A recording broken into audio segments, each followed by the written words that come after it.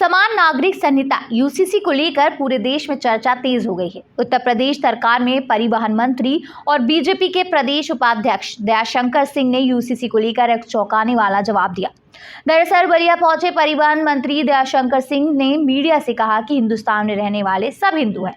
उन्होंने कहा वो तो हम लोग आपस में कहते हैं कि कोई फिलिस्तीनी है, कोई पाकिस्तानी है, कोई अमेरिकन है तो उस पर प्रश्न चिन्ह नहीं लगता, लेकिन कोई हिंदुस्तानी है तो उस पर प्रश्न चिन्ह लगता है।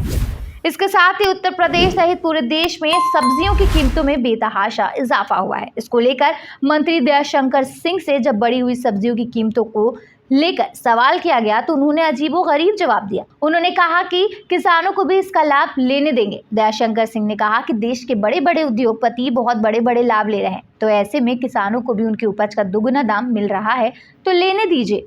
उन्होंने कहा कि हम लोग तो चाहते हैं कि बलिया में उगने वाली जो सब्जी कम पैसों में बिकती है उसको बाहर ले जाकर ज्यादा पैसे में बेचे। उसके लिए हम यहाँ पैकेजिंग हाउस बनाना चाहते हैं। सब्जी और टमाटर और किसानों को भी लाभ लेने देंगे।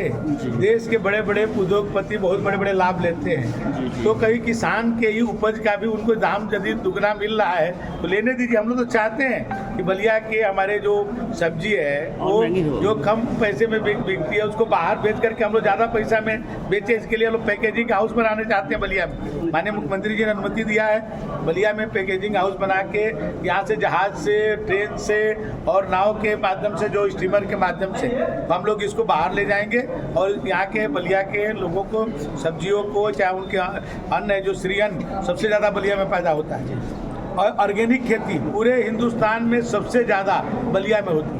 हमारे यहाँ एक ही फसल होती है लेकिन उसका मूल्य इनको नहीं मिल पाता है। हम लोग चाहते हैं कि इनके मूल्य जो है, जो ऑर्गेनिक का मूल्य है वो मिले, इनको एक समान खेती का मूल्य उनको मिलता है। मंत्री जी, जिस तरह से ओम प्रकाश राजभर का एक बयान आया है कि यहाँ भी उत्तर प्रदेश में भी पार्टियों में टूट हो सकती है, तो क्या आपको लगता है कि आपके पास जो है वो सपा या तमाम ऐसे विधायक भी आपके संपर्क में हैं जो सपा को छोड़ना चाहते हैं और बीजेपी में 2024 में मोदी जी के साथ आना चाहते हैं? आप देखिए 2014 से 17, 19 और 22 ये 4 इलेक्शन हुए। चारों में दूसरे दलों के बड़े बड़े नेता माननीय मोदी जी और योगी जी के नीतियों से प्रभावित होकर के भाजपा में शामिल हुए। बहुत सारे लोगों की अभी पाइपलाइन में है और जिस दिन राष्ट्रीय नेतृत्व तय करेगा उस दिन आप देखेंगे कि सभी पार्टियां टूट जाएंगी। मंत्री जी, एक चीज़ और है कि यूसीसी जिस तरह से सरकार लागू करने जा रही है, क्या लगता है कि यूसीसी जो है वो एक तरफ से हिंदू राष्ट्र की तरफ बढ़ता एक कदम सरकार का माना जाए क्या? देखिए, हिंदुस्तान में रहने वाला सब हिंदू है। हिंदुस्तान में रहने वाले सब हिंदू हैं और ये बताइए कि अभी यदि ये कहा जाता है कि कोई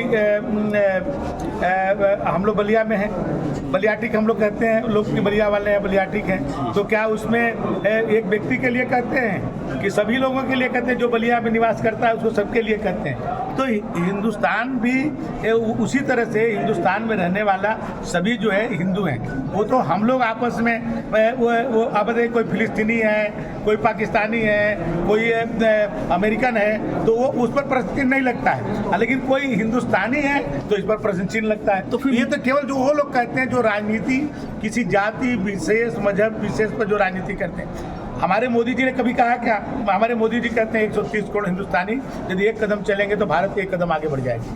हमारे योगी जी कहते हैं 25 करोड़ यदि उत्तर प्रदेश वासी एक कदम आगे बढ़ेंगे तो पूरे हमारा उत्तर प्रदेश 125 करोड़ 25 करोड़ एक कदम बढ़ जाएगा। तो हम लोग तो पूरे भाई मोदी जी कहते सबका साथ सबका विकास, न किसी का वर्चस्व न किसी की उपेक्षा, मैंने उस सबकी बात करते हैं। ये तो वो लोग कहते हैं जो किसी विशेष लोगों की बात करते हैं। बलिया से अमित कुमार की रिपोर्ट।